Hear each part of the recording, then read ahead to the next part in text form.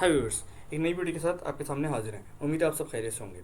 आज की वीडियो में हम कॉस्ट सेंटर की प्लानिंग से रिलेटेड चीज़ें देखेंगे कि किस तरह से कॉस्ट सेंटर की प्लानिंग करी जाती है और कॉस्ट सेंटर प्लानिंग से मुराद क्या है, और इसकी कुछ रिपोर्ट्स को देख रहे होंगे। और इसके अलावा हम ये भी देख लेंगे कि KP26 और KP06 का मेजर डिफरेंस क्या है। KP26 जो है वो एक्टिविटी के रेट्स अपडेट करने के लिए यूज़ होती है, ठीक है। KP26 एक्टिविटी प्लान करने के लिए यूज़ होती है with respect to cost centre के कम्बिनेशन से, यानी इन दोनों के कम्बिनेशन बनता है, एक्टिविटी और कॉस्ट सेंटर के। इनकी बेसिस पे एक रेट इनपुट करे जा रहे होते हैं, ठीक है। और KP06 में हम कॉस्ट एलिमेंट यानी कॉस्ट सेंटर GL और कॉस्ट सेंटर के बेसिस पर हम प्लान इनपुट कर रहे होते हैं, ठीक है। और इसके लेआउट में भी मेजर डिफरेंस यही है। KP26 को अगर हम देखते हैं तो इसमें कॉस्ट सेंटर और एक्टिविटी रेट टाइप का इनपुट होता है, और इसकी बेसिस पे हम कोई भी रेट इनपुट कर रहे होते हैं। और KP06 में हम कॉस्ट सेंटर और कॉस्ट एलिमेंट के बेसिस के ऊपर हम एक प्लान रेट इनपुट कर रहे होते हैं। ये देखें, अगर मैंने यहाँ पर, अच्छा, इसका बेसिक मकसद ये होता है कि जैसे एक GL है मेरे पास पोस्टर का, हमारे पोस्टर के से रिलेट कुछ एक्सपेंसेस होते हैं। मीन्स हम पोस्टर डिज़ाइन करते हैं या पोस्टर छपवाते हैं, तो पोस्टर जो है वो फाइनेंस वाले भी छपवाते हैं और मार्केटिंग वाले भी छपवाते हैं। तो अब अगर मैं ये चाहता हूँ कि मैं इसको एक प्लान कर लूँ, ठीक है, तो मैं पोस्टर के GL और मार्केटिंग का कॉस्ट सेंटर के बेसिस पे 1 लाख रुपए का प्लान करूंगा, ठीक है। सेम इसी तरह फाइनेंस और पोस्टर के GL के ऊपर मैं 50,000 का प्लान करूंगा, और एक्चुअल मेरी जो पोस्टिंग हो रही होती है वो with respect to cost centre हो रही होती है, ठीक है।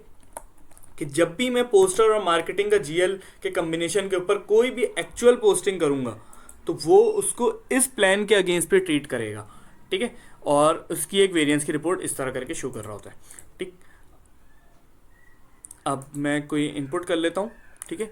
यहाँ पे मैं एक, मेरे पास GL कॉस्ट सेंटर बना हुआ है कॉस्ट सेंटर 3 के नाम से, और पोस्टर के ही एक्सपेंस लेके मैं एक 7 पीरियड यानी कि जनवरी टू जून में एक प्लान इनपुट कर लेता हूँ।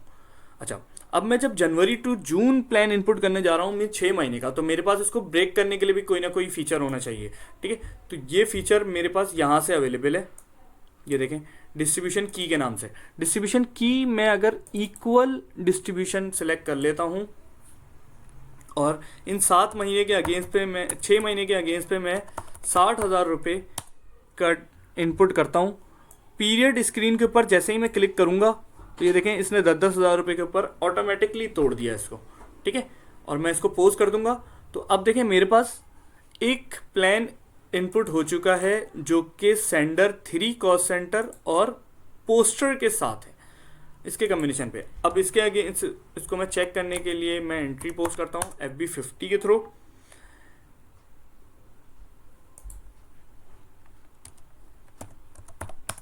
FB50 के थ्रू देखें। अच्छा, अब मैं इसकी रिपोर्ट्स भी शो कर लेते हैं पहले कि प्लान डालने के बाद रिपोर्ट्स की क्या सिचुएशन है, ठीक है। ये मैंने एक रिपोर्ट रन करी है, साथ इसका टी कोड ये देख लें। टी कोड्स यहाँ पे नॉर्मली मेरी वीडियोस में यहाँ पे टी कोड्स ही शो हो रहे होते हैं, ठीक है। तो अगर मैं कभी कोई टी कोड ना बताऊँ तो आप यहाँ से टी कोड देख सकते हैं, 7 to 12। और मेरा कॉस्ट सेंटर है 3 और मेरा कॉस्ट एलिमेंट है पोस्टर ही होगा, वो तो खैर मैं उसको एग्जीक्यूट कर देता हूँ। ये देखें, ये मेरा प्लान आया हुआ है जो कि मैंने KP यहाँ से इनपुट किया था, ठीक है, KP06 से।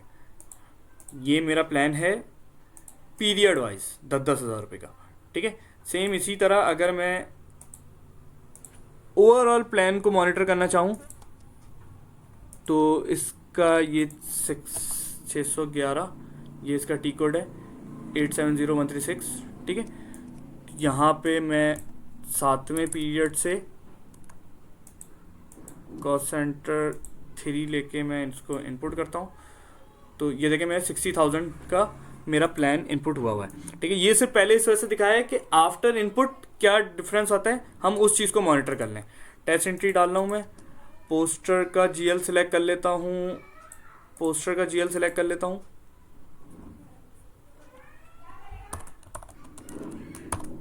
पोस्टर का जीएल सेलेक्ट कर लिया मैंने।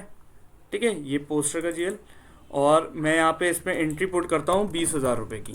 ठीक है, और इसके साथ ही मैं यहाँ पे कॉस्ट सेंटर ले लेता हूँ, कॉस्ट सेंटर सेंडर 3। ठीक है, सेम इसी तरह सेम ही पोस्टर का जीएल नहीं, इसमें कोई और जीएल लेता हूँ मैं, और यहाँ पे मैं 10,000 रुपये की एक एंट्री पोस्ट कर देता हूँ, सेम ये कॉस्ट सेंटर लेके।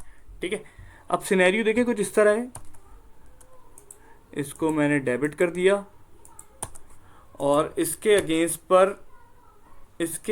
पर मैंने कैश इन हैंड जो है वो इसको 10,000 रुपये ले लेता हूँ, और ये 1,20,000 रुपये, खैर है अब जो भी आ गया। ठीक है, अब देखिए मैंने एंट्री क्या पोस्ट करने जा रहा हूँ, मैंने पोस्टर और कॉस्ट सेंटर के बेसिस के ऊपर प्लानिंग करी है, मैंने अदर एक्सपेंस और कॉस्ट सेंटर के बेसिस पे कोई प्लान नहीं करा हुआ। और ये तो मैं एंट्री बैलेंस करने के लिए कैश इन हैंड। ठीक है, ये मैंने पोस्ट पे क्लिक किया, ये सिर्फ एक वो दे रहा है कि भाई ये जीएल जो है वो टैक्स से रिलेटेड है, तो टैक्स कोड नहीं सिलेक्ट किया, इट्स ओके। ठीक है, ये एंट्री मेरी सेव हो गई है। अब देखें इसने जो मैंने एक एक्स्ट्रा जीएल लिया है अदर एक्सपेंस का, उसको ये किस तरह से ट्रीट करेगा। इस जगह के ऊपर तो इसने कोई ऐसी ट्रीटमेंट नहीं करी। क्यों? क्योंकि मैं जब ये रिपोर्ट रन कर रहा हूं तो मैं सिर्फ इसको कह रहा हूं कि भाई जस्ट इस कॉस्ट सेंटर के ऊपर जो भी प्लान डला हुआ है, ठीक है, तो ये कॉस्ट सेंटर की बेसिस पे तो इस पे 10,000 रुपये डले हुए थे इस पीरियड में, और खर्चा हुआ 1,20,000 रुपये का, तो ये तो बिल्कुल सही शो कर रहा है। अच्छा, अगर मैं यहाँ पर इनपुट कर दूँ कॉस्ट एलिमेंट, तो फिर ये उसकी बेसिस पे सेग्रीगेट कर देगा। ये देखें, पोस्टर को जब मैं यहाँ पे सिलेक्ट कर लेता हूँ, फिर उसके बाद ये सिर्फ पोस्टर ही की से रिलेट प्लान और उसको शो करना शुरू कर देगा। ठीक है, ये देखें 10,000 और 20,000, और with respect to period wise अलग से शो करना शुरू कर दिया इसने, इस रिपोर्ट ने। ठीक है, अगर मैं यहाँ पे पोस्टर हटा देता हूँ, ये कॉस्ट एलिमेंट हटा देता हूँ, तो अब ये ओवरऑल प्लान शो करेगा कि भाई 10,000 रुपये अप्रैल का था और इस पे 1,20,000 रुपये का खर्चा हो गया। ठीक है, मगर ये रिपोर्ट जो है ये मेरी कॉस्ट सेंटर और जीएल वाइज है। ठीक है, तो अभी बिफोर रिपोर्ट शक्ल देख सकते हैं आप। ठीक है, अब जब मैं आफ्टर एंट्री पोस्ट करने के बाद जब मैं इस पर रिपोर्ट को देखता हूँ, तो ये देखें ये मेरा बता रहा है कि 60,000 का मेरा प्लान था, जिसके अगेंस्ट पे मैं 20,000 का एक्चुअल एक्सपेंस मैंने कर दिया है, और विद नो प्लान, यानी इस कॉस्ट सेंटर के ऊपर नो प्लान डाटा था, प्लान का कोई भी अवेलेबल नहीं था डाटा, मगर एक्चुअल में अब मैंने 1,00,000 रुपये का खर्चा कर दिया है, जो कि ओवरऑल पूरा जो है वो एडवर्स वेरिएंस है, और ये मेरा फेवरेबल वेरिएंस है 40,000 का, और नेट ऑफ वेरिएंस जो है वो 60,000 एडवर्स वेरिएंस के ऊपर मैं खड़ा हूँ। ठीक है, तो ये हमारी एक छोटी सी वीडियो थी जिसमें हमने इन चीज़ों को कवर किया कि किस तरह हम कॉस्ट सेंटर की बेसिस के ऊपर कॉस्ट एलिमेंट के कम्बिनेशन के ऊपर, कॉस्ट सेंटर और कॉस्ट एलिमेंट के कम्बिनेशन के ऊपर हम कोई भी प्लान डाल सकते हैं, और अगर उस पर विदाउट प्लान कोई डाटा इनपुट होता है तो वो किस तरह रिपोर्ट्स में शो होगा, ये चीज़ भी हमने कवर कर ली। और इस वीडियो में अंदर हमने ये चीज़ कवर कर ली कि KP06 और KP26 में मेजर डिफरेंस क्या है। एक एक्टिविटी और कॉस्ट सेंटर के कम्बिनेशन पर प्लान डाला जाता है, और KP06 में कॉस्ट सेंटर और कॉस्ट एलिमेंट की बेसिस पर प्लान डाला जाता है।